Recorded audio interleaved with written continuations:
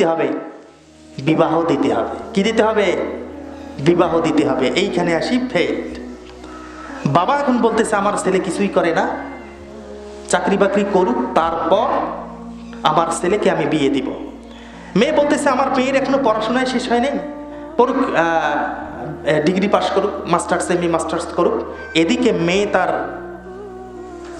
চাহিদার কারণে, প্রত্যেকের আল্লাহ একটা জৈবিক চাহিদা রেখেছেন, অস্বীকার করার কোনো কিছু নাই। এদিকে চাহিদার কারণে মেয়ের সম্পর্ক না হলে 3-4টা, ছেলেরও সম্পর্ক না হলে 3-4টা।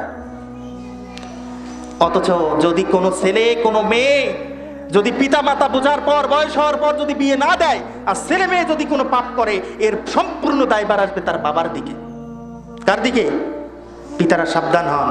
আর ভয় থেকে যদি টাকা পয়সা থেকে তাকে গাড়ি কিনে দিতে হবে এমনটা না, মেয়েকে ছেলেকে একটা বউ দেন। হয়তো আপনার ছেলেটা আপনাকে বলতে পারছে না যে আমি আমার বাবাকে কেমন করে বলি যে আমাকে বিবাহ দাও, এটা একটা লজ্জা লাগতেই পারে, স্বাভাবিক। বাট যদিও ছেলের প্রয়োজন হয়, সে অবশ্যই তার বাবাকে গিয়ে সরাসরি বলবে। সরাসরি, লজ্জার কিছু নেই যে বাবা আমি এইভাবে বিবাহ শাদী করতে চাই, বলবে, অন্যকে না বলে।